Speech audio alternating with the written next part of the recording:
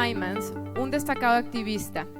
Jeremy ha sido arquitecto de movimientos sociales desde la temprana edad de 8 años en su natal Australia. En este entonces impulsó campañas mediáticas sobre temas como los derechos de la infancia y cabildeó temas como la no proliferación de armas nucleares.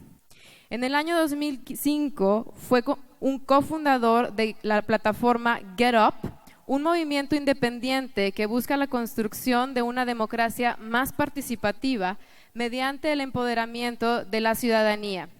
Hoy en día cuenta con más miembros que todos los partidos políticos de Australia juntos. En 2007, Jeremy cofundó la plataforma electrónica Avaz, el movimiento cívico en línea más grande del mundo, que hoy cuenta con 40 millones de integrantes. En el año 2011 recibió el premio Visionario por el 75 aniversario de la Fundación Ford por su trabajo como pionero en movimientos sociales. También se desempeña como presidente del Consejo de la Agenda Global del Foro de Participación Ciudadana del World Economic Forum. Jeremy empezó su carrera profesional como consultor en McKinsey & Company y es diplomado de las universidades de Harvard y Sydney. Les pido un fuerte aplauso para recibir a Jeremy.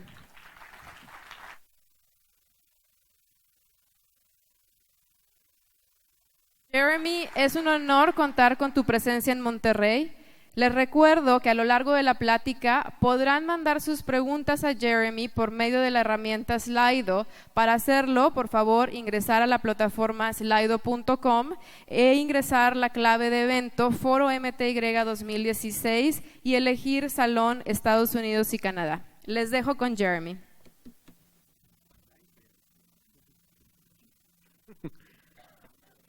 Hello, thank you so much for having me. It's really great to be here. I apologize in advance for my inability to speak Spanish. But you'll be pleased to know it's actually my second time in Monterrey. So it's a great city. So I'm going to talk to you guys today about how power in the world is shifting and what that means for your own organizations and perhaps even for your own lives. In order to do that, though, I'm going to take you on a bit of a journey on how I came to be an activist and how things have changed a little bit from when I was a kid. So this was me at age 11 or 12, and I'll play this clip and you'll get a bit of a feel for the kind of child I was. Today we spoke to Jeremy Heimans at his Sydney home. Well, I think we have got problems, and I think we have got monetary problems. What you could do is divert 10% of each nation's annual military spending to services of debt, the environment, and, health, malnutrition, children, and all these problems, because we spend an excessive amount, an enormous amount on the military, which is completely unnecessary to spend so much, and instead we've got to spend that money on immediate problems that endanger our entire society. So, it's a very serious child. So, this was my childhood. I went around the world. I met with world leaders and Nobel Prize winners, and I was an activist. I campaigned for issues large and small. And as a child activist, the weapon of my activism was none other than the mighty fax.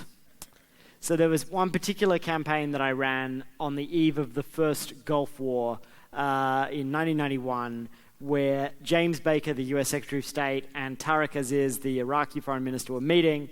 And I made a big call on the radio, because that was the only way I could get the message out. There was no internet then, for everybody to send a fax to the hotel where they were meeting. Now, the problem with that was, you could only get about 200 faxes through one machine in Geneva.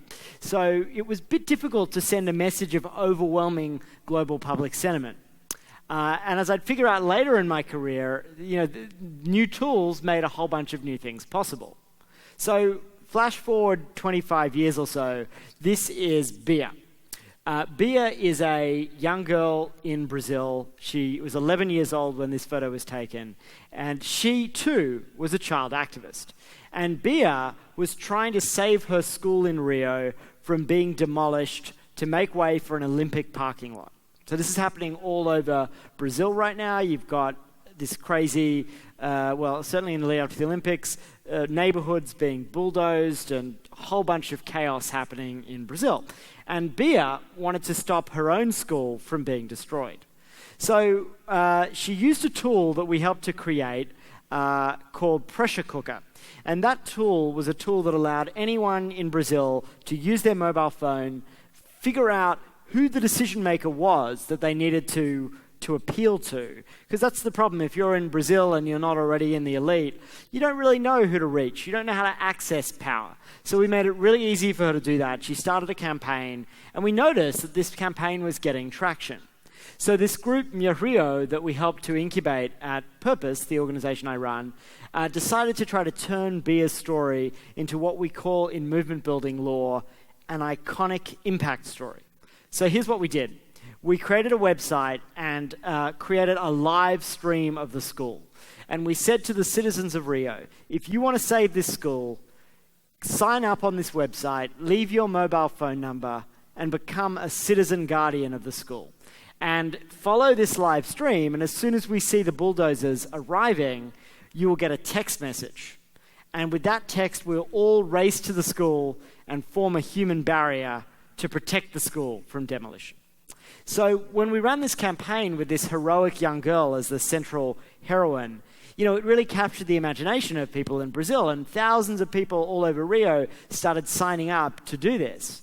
And it got a huge amount of publicity, and just 48 hours later, the mayor of Rio, who was the ultimate person capable of making this decision, had a change of heart. He said, you know what? We're not going to close the school after all. And he agreed to a more participatory process that would consult communities in these kinds of situations.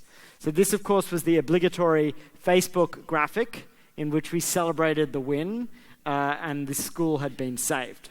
So, you know, this is a little story, but I think it tells us something interesting about the difference between me as a kid, sort of slightly thwarted by my facts, and this young girl in Rio who, in a slightly different context, is able to win her victory. And it's sort of representative of a whole bunch of bigger changes that are happening. And so over the last few years, I've been reflecting a lot on what's actually different. What's different between when I was a kid and today? And, you know, I came to the conclusion that it wasn't just about technology, that actually there was something going on that was more about a shift in power and a shift in people's sense of their own ability to influence the world. So I got together with a colleague of mine, Henry Timms, and we developed a framework which we published in Harvard Business Review. And I'm going to kind of run you through this framework, and hopefully it'll be kind of a lens to think about how some of the things that are changing in your world, what that actually means. So old power, meet new power. So what is new power? We see it all around us. We see it in politics with insurgent political movements that come from nowhere, that don't have access to formal political power, coming and, you know, achieving huge electoral victories around the world. You see it also in business, where a platform like Airbnb emerges, and in just a few years, it becomes bigger than all the hotel companies, right? It becomes bigger than that without having bought a single square foot of physical real estate. How? By enabling mass participation and peer-to-peer coordination between people that really upended a system that had been going for a very long time. We see it even in finance now, where people are beginning to skip over the middleman, that middleman being the bank, and we all kind of love to hate the bank, and lend to each other directly. I apologize in advance if any of the sponsors of this event are banks. So, you know, let's look at this through another lens. What's the difference between old and new power? Well, you can think of old power as something that you hold like a currency. The way you get more old power is you hoard it, right? And the more of this currency you have, the more powerful you are. Whereas with new power, it doesn't work that way. New power, you derive your power from your ability to channel power, to get others to use power and deploy that, right? You could think of new power flowing more like a current, and your ability to have power is based on your ability to shape that current. Old power is held by a few. New power is not held by many, it's made by many.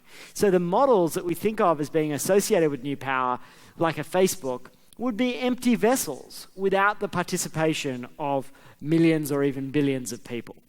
Old power is based on the idea of download, right? So in the 20th century, we were largely told to either consume or comply, right? Buy this pair of shoes, read this newspaper, right? Whereas new power models are based on upload. Their power is derived from what we contribute up into the network. And you can see how that tracks along a whole bunch of other dimensions. Now, here are a couple of things that new power is not, for purpose of clarification. Firstly, and I'm sorry to disappoint everybody, new power is actually not your Facebook page, right? And what this means is that lots of people are using new technology and new tools, but they're not actually using them any differently, right? They're just using them to talk at people. They're not actually giving away more power. They're not actually empowering people from the bottom up. They're not really shifting those fundamental power relationships. They're just using, Facebook the way they might have used a press release in the past. The Syrian dictator, Bashar al-Assad, he too has a Facebook page. And this does not mean that Mr. Assad has embraced the power of participation. New power is also not inherently positive, right? So there are definitely still both things in our lives for which we do not want new power. I mean, to give you a funny example, a few months ago, I had the misfortune of having a root canal on my teeth, right? So, I don't want my root canal surgery to be crowdsourced, right? I just want a dentist who knows how to do it, right? So there's still a role for that kind of old power expertise. More seriously, we are seeing many manifestations of new power that are not positive. So if you think about ISIS is actually using these techniques of highly distributed organization, a kind of sideways propagation of its ideology of violence. It is doing that using new power to pursue very, very bad ends. So it's important to understand that there are times to use old power, there are times to use new power, there are times to combine them, and that one is not inherently better than another. It's also true that new power is not the inevitable victor. So what we see in this era, right, are lots of clashes between old and new power forces. So think about this clash between Edward Snowden, who uses this kind of WikiLeaks methodology, who builds a huge crowd of people around him to support his quest to break open privacy in the US. And he's up against the National Security Agency, right? Now, only one of these guys is on a little robotic screen because he's in exile in Russia. So you're going to see a lot of this tussle between old and new power. But the thing to keep in mind is that we're at the beginning of something very big that's really only in its early stages, right? So you think about an Airbnb. It's only been around for 7 years, and it's completely upended a system. These networks that are emerging in our lives, these things are going to be very big and very powerful, right? So you think about an Uber, where Uber is now compared to where it will be in 10 years, right? In 10 years, it's going to have colonized huge aspects of our daily lives and huge aspects of the transportation economy. And because these are networks, right, because they're based on these new power principles, they can scale very quickly. So in the HBR piece, we then thought not just about the models that define new power, but also the values. What are the norms, the beliefs associated with new power? And I think this is a really interesting chart because it's sort of a snapshot on the right of what a lot of young people believe. These are their values, right? Now, in the old power world, there was real value placed on institutions, on formal managerial structures, on representative governance. Whereas in the new power world, it's more kind of flash mob than general assembly. There's a sense that informal decision-making that just gets stuff done, networked governance is more effective. There's also this belief in collaboration and crowd wisdom as an end in itself. And that hasn't always been the way, right? So if you want to be a good collaborator on Airbnb, right, you're rewarded by being really cooperative, right? If you put up a photo of your apartment and it doesn't really look like that, then you're going to get punished when people come to the apartment and they go, wait, this is a dump, right? So you're rewarded for collaboration. And, you know, in other systems, you're rewarded not for collaboration, but for being a ruthless competitor, right? So if you think about Wall Street, on Wall Street, you're not rewarded by being nice and sharing. You're rewarded because you're ruthlessly competitive. So these are different values. The next one is interesting too, right? There's increasingly this expectation of radical transparency, right? In my company, in my organization, my team, they want to know everything that's happening inside the company. They want to know what everybody is paid, and they want to know, you know, everything that happens. Whereas in the 20th century, there was more of a belief that, you know, gentlemen would go behind closed doors and they would make these gentlemen's agreements, and that discretion and confidentiality had value. So this is a bit of a values clash, and we see it playing out every day, right? We see it playing out just in the last couple of days in the US, when the police department in Charlotte, North Carolina, has just buckled to pressure to release that video of the unarmed black man being shot. You also see this tension between maker culture, right? The people that we saw on the stage before I got up, they were amazing. They were all makers, right? These are people who are making things. They're doing it themselves in a way that is often requiring them to have skills across many different domains of expertise. Now, old power values value a kind of specialization and a professionalization that's quite different to that. And finally, there's this sense in the 21st century that people are actually kind of a lot less loyal to things. So they like to affiliate. They join lots of things, but they join those things in a quicker, more fickle way. Whereas in the 20th century, there was a greater value placed on long-term affiliation and loyalty, right? You were a member of something, you had a card in your pocket, you were a card-carrying member of that thing, and you would pay your member dues every month, and that stuff's just going out the window. So these are some of the dynamics of the new and old values. So in the HBR piece, we sort of mapped different organizations on a matrix, where on the left axis you've got models, and on the right you've got values. So for example, we thought about Apple. And maybe counterintuitively, because Apple's a technology company, we concluded that Apple was actually a really old power company, right? Think of it. Apple makes these products, right? Those product designers in Cupertino, California, make these products. One day they decide, you know what? We don't need a headphone jack anymore. And the product arrives, we don't really get any choice, and we're told, now you don't need a headphone jack, right? And then we all go and buy the new iPhone, right? But it's not based on a bottom-up model. It's based on the kind of sacred insight that these product designers know more than we do about what we want, right? It's also not a company, in terms of its values, that's known as being very new power. It's secretive, it's a terrible collaborator, it's very untransparent. So it's actually an old power company, and what it shows us is that you can still be successful in the 21st century with an old power model. Of course, not everybody's going to be Apple. You think of the contrast as well between the Obama campaign. Remember back to 2008, he emerges, he has all of these millions of people donating to his campaign with these tiny donations that added up to more than all of Hillary Clinton's bigger donations. He has thousands and thousands of volunteers around the country. He uses new power to be elected. His message was, we are the ones we have been waiting for, right? Which is a very different message to Donald Trump's message, which is, I alone can fix it, right? Talk about old power. But actually, as president, Barack Obama has been a pretty traditional president. He hasn't really used the power of participation in a different way to run the country differently. And so think a little bit for yourself about where the organization that you're part of fits on this matrix. And think as well about where you think it should be in 5 years or 10 years. What's the right direction for your organization? So Purpose is the organization that I run, and what we do is we build movements that harness new power, and we help old power organizations make these changes. And I'm going to give you some examples and some lessons from our own work and some other work that we admire.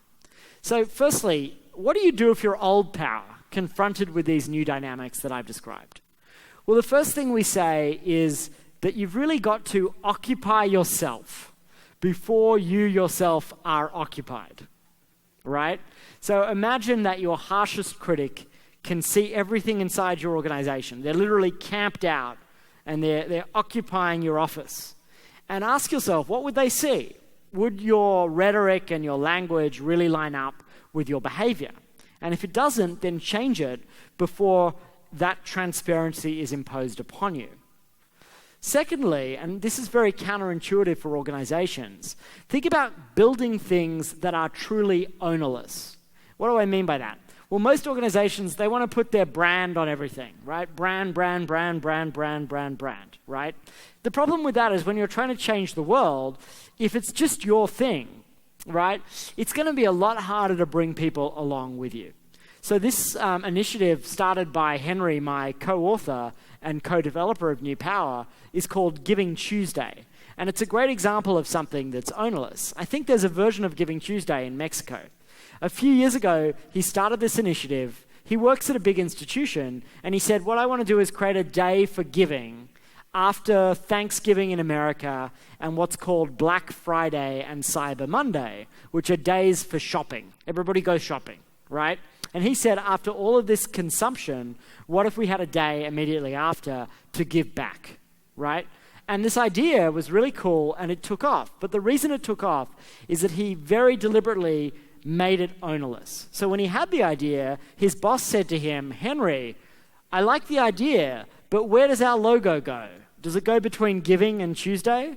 And Henry said, our logo doesn't go anywhere on it. We're just going to gift this to the world.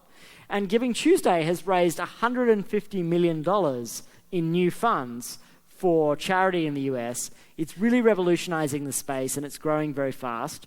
I don't know if anyone can guess who that person on the right is. If anyone recognizes the hair. It's a kind of helmet head. Just US Secretary of State John Kerry. You know, he's got that shock of hair. And so, it's been a fascinating example of an ownerless campaign. Similarly, you have to think when you're communicating how communication has changed. So in the 20th century, the way you communicated was in sound bites. You came up with one really effective phrase, and then you were told to repeat it and repeat it and repeat it. It was like a jingle, right? Like a TV commercial jingle. Now, the difference between that era and our current era is that these days, there aren't just 5 television stations so that if you repeat the soundbite, everybody will get it. You actually need to create a meme drop. And the difference is, a meme drop is something that has language and imagery, but that is also unfinished, that leaves people to create something with that language that is truly their own. So we did this on climate change recently. We created a campaign called #ClimateChangeIsReal, and so is, fill in the blank. So it gave people some way to express themselves creatively and express their support for climate change. So the President Obama, made a joke about his basketball game. Apparently, a three-point game is good. As an Australian, I know nothing about basketball, but I thought it was a bad game, but apparently it's a good game. And organizations and celebrities and individuals everywhere made that meme, made that soundbite, climate change is real, their own, through this structure. We ended up reaching 275 million people with this campaign. So I'm going to take you, while we're talking about climate change, to a person who I think, interestingly, actually exhibits a lot of New Power qualities. Now, he's actually the Pope. The Pope is the last person that you would think of as New Power. But this Pope is actually pretty New Power. Think about when he became Pope, right? His first acts as Pope were to actually take off the fancy gowns, to kiss the feet of a leper, to abandon the Pope-mobile, to abandon the fancy residences in the Vatican, to say, it's actually you that has the power. And so when the Pope decided to come out in support of climate change and making real action on that, we decided to create a video that celebrated the way the Pope was coming out on climate. And I'm going to show you this video now. It's a lot of fun. So He is a gentle man, a holy man, a man with connections. But what will he do when God's lovingly created planet comes under attack? If we destroy creation, creation will destroy us. It's time to take out the trash. A pontiff fighting for God's creation. Come on, Your Holiness. Tireless. Fearless. This Pope must be stopped. Coal, oil, gas, these are God-given gifts, and they are ours for the taking. Unstoppable. Forgive me, Father. Nature never forgives. If you slap it, it will always slap you back. He is an easy man to follow and a hard man to silence. But in this epic battle against climate crisis, we can't let him fight alone. This summer, to save our world, one man Come on, Francis. will risk it all. Power of me compels you. Francis!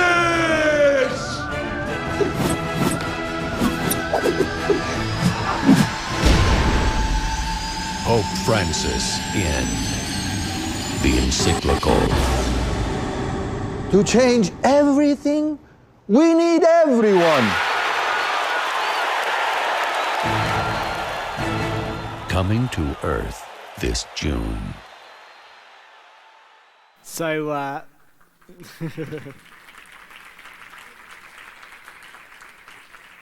so this was a lot of fun, but it was also what we were trying to do is take this encyclical.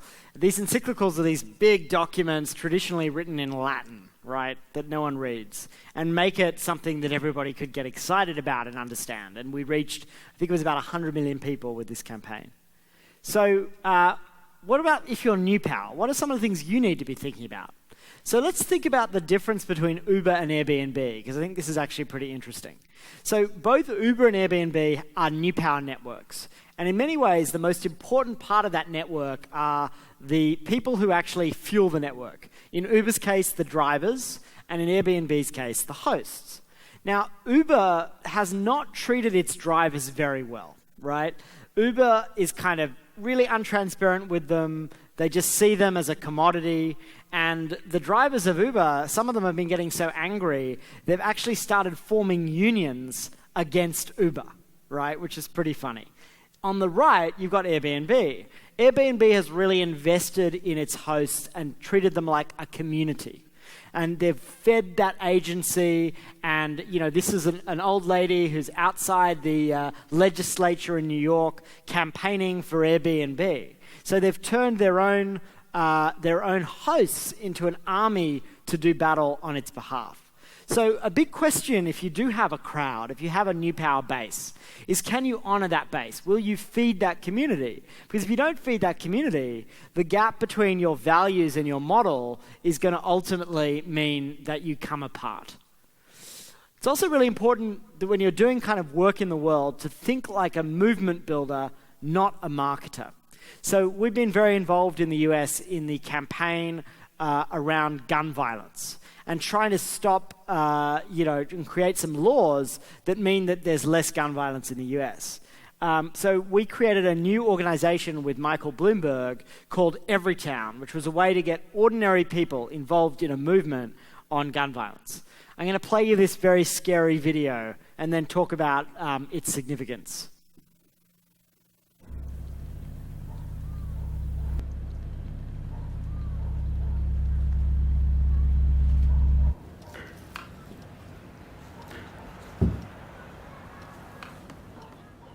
Found you!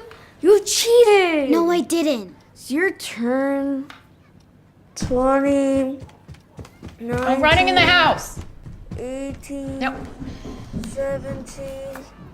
16. 15. 14. 13. 12. 11. 4. 3. 2.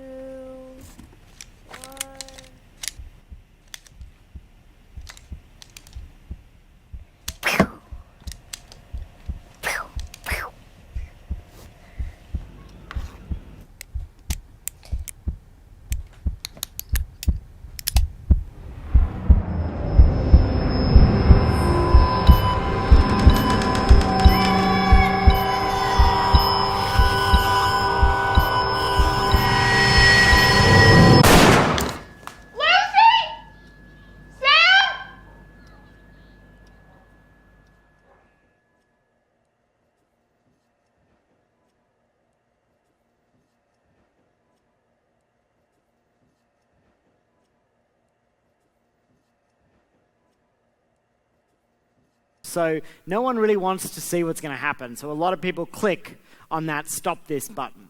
That button then takes you to a website where at the height of your emotional engagement with the issue, you're asked to take action to stop, and to create laws that mean parents have to lock up their guns to prevent their kids from getting access to it.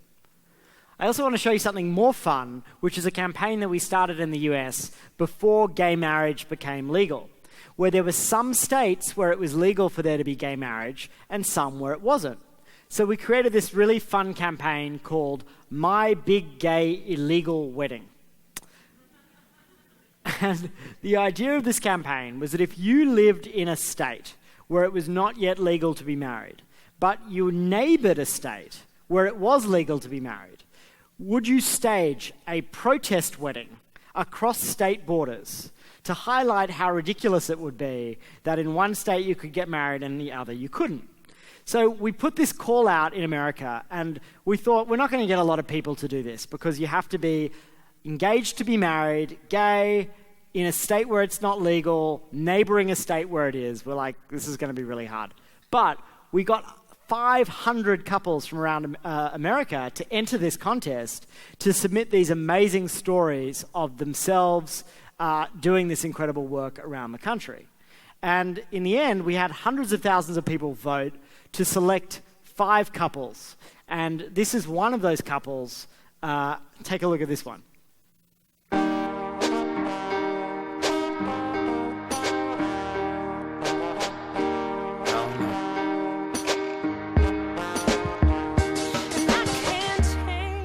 We met in college. We go out with our boyfriends and would meet up later that night and just hang out. Friends that we went to school with will now say, you guys dated for months, but you didn't know it. We got lucky early.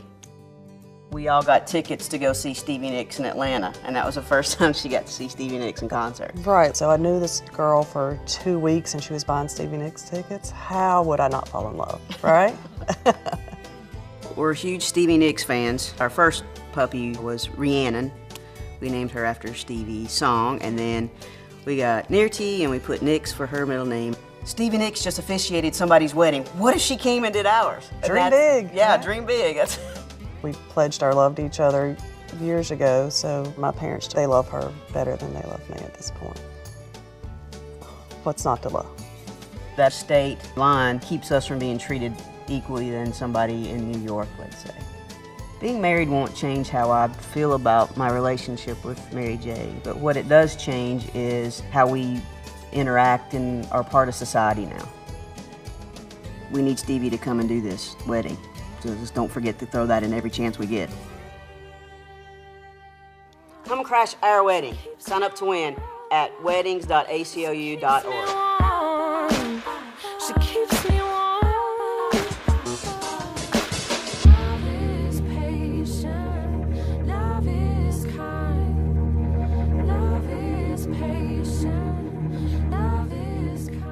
So you can see I'm kind of playing with your emotions here, taking you from sad to happy, scared. So a couple more thoughts, and this is really kind of a set of concluding thoughts to leave you with. I think, in the context that I mentioned earlier, which is that new power is being used for both good and bad. It's being used to make people who love each other be able to get married, but it's also being used for very bad ends like ISIS. We have to get very sophisticated at fighting new power with new power. So this is a really interesting thing. And the US government decided that it was trying to step up its social media efforts to stop ISIS. And the US government typically, it could not be more old power. They would drop leaflets from planes on populations in Syria and Iraq saying, don't join ISIS. Now, the reality is, if you download a leaflet on someone, that's going to be a lot less effective than what ISIS is doing, which is recruiting people person by person, using social media, building deep relationships with them.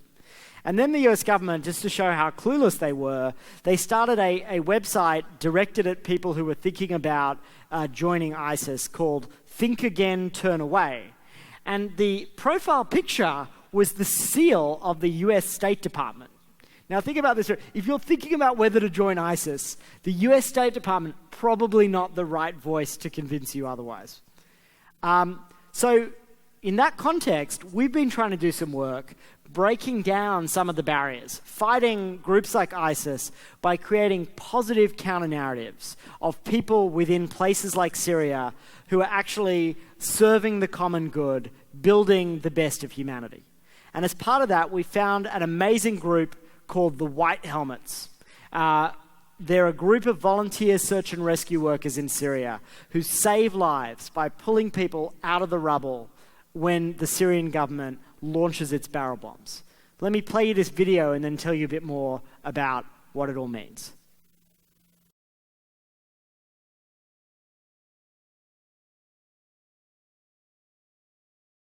في أحد الأيام تعرضت منطقة الأنصاري لقصف بالبراميل المتفجرة. حصلنا نطالع العيلة الأولى والعيلة الثانية. العيلة الثالثة هي الأم والولد. هي فعلا يعني الأم كانت كثير منفعلة.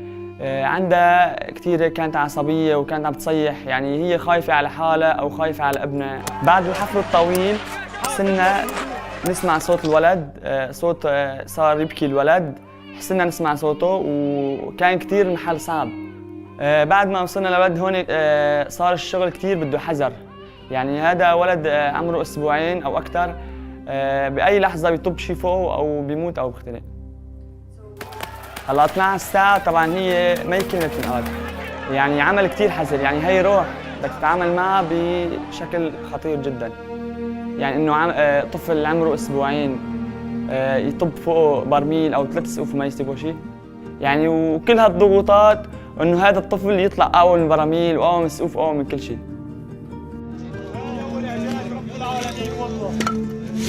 هذا اعجازه يا رب يا الله تبارك اسمك. امه وينه؟ عدل امك المال الله شوي شوي خالد عليك يا خالد. يا الله هاتوني هو ضحوني هيك ثواني ابيسك ثواني عيسي يا افيه.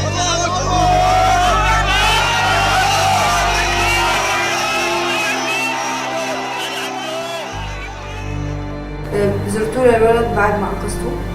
ما عندنا وقت، قولي له قصف قصف قصف.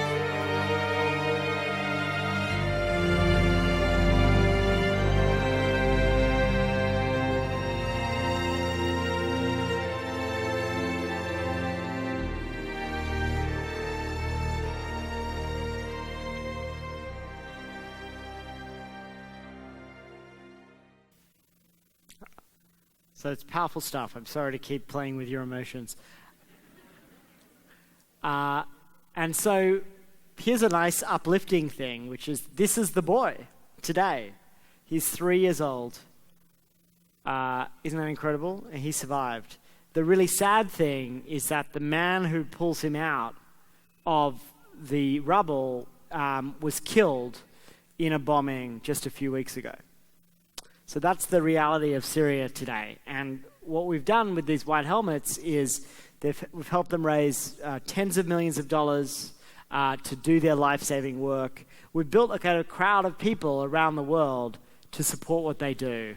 And I think, that work is work that all of us should think about how to use these new tower tools to make the best possible impact that we can on the world. So I'm going to leave it at that. And it's been a real pleasure talking to you. And I think we're now going to take questions. So thanks so much.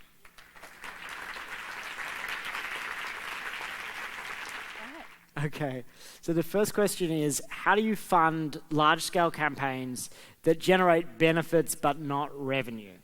So short answer, with this kind of work, if you could inspire a crowd, if you could inspire a movement, then you can raise money in small donations to fund this work. So some of our work is funded in these micro donations off the back of crowdfunding. But we also raise money from philanthropists who fund this work directly. And in some cases, we have clients, organizations, companies, governments that we work with on particular campaigns, but only when we agree with the cause that's being advocated for.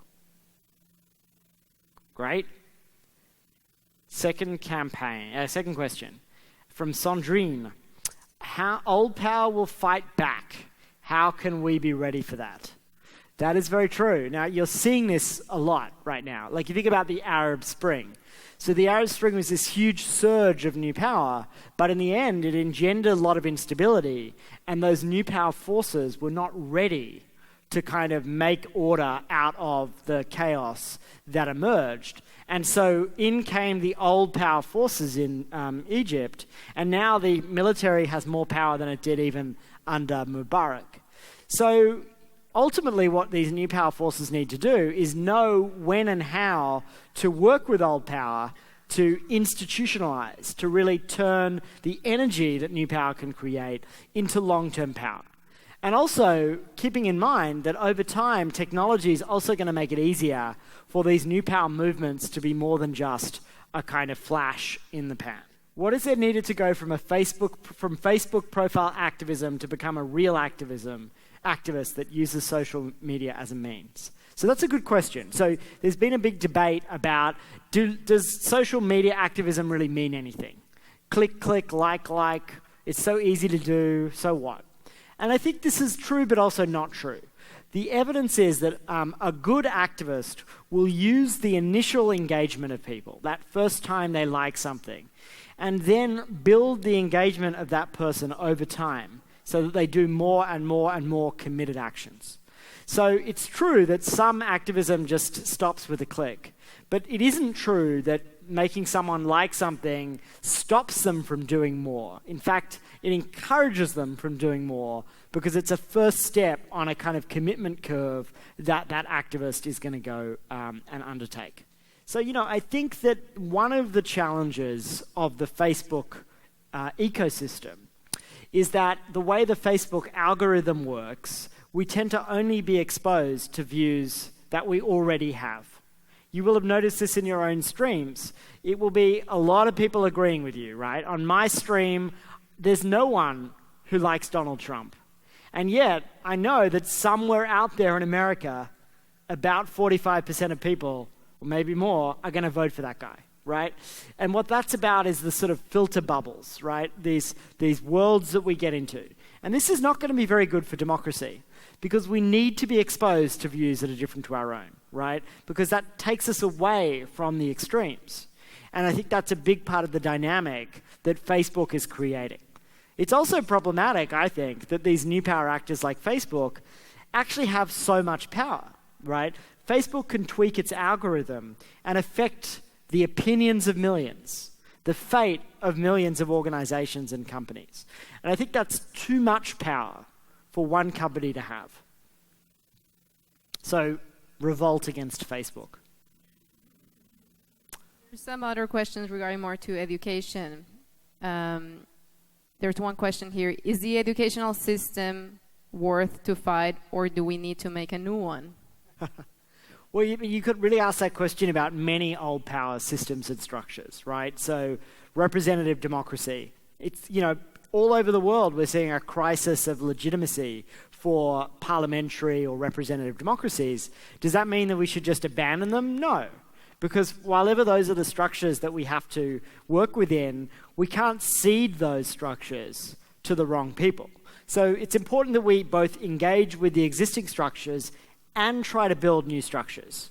So in the educational context, it's true that education is broken, right? The college education model has a lot of fundamental flaws. The way people learn is very old power, right? It's not participatory. It doesn't actually get the results that we want it to get. But again, I think we need a model where you have people like the people who spoke before I did, who are making the new things, right? They're remaking the world. But you also need people who work within institutions, who are maybe a little bit more patient than people like me, who can actually make reform happen from the inside. A follow-up question on education. How would you move a campaign for education in a form of integrating people to participate? Well, look, with education, you've got all the assets already there, right? You've got teachers, you've got students. Those are your participants and your super participants. So you can organize those people there, and there's a long tradition, of course, of student organizing. So I think building a movement in the education space, go to your network. Go to the grassroots. They're already there. It's not possible to do that in some other contexts, right? If you're trying to build a movement for the oceans, you can't mobilize the dolphins, right? So there is an inbuilt mobilization mechanism in education. How do we differentiate between new power and old power disguised as new values? Example, Uber, Apple, Facebook, independent government or media?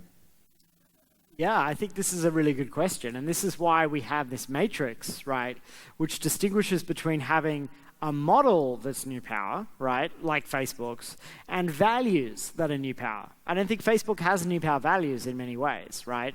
It's a really proprietary ecosystem. It's very closely held. We as users have no real power over our data, over how the algorithm works. We don't really have any share in all of the economic value that's being created by a small number of people. So I think it's really important to distinguish between new power values and old power values regardless of the model, right? And this is the big question for new power, right?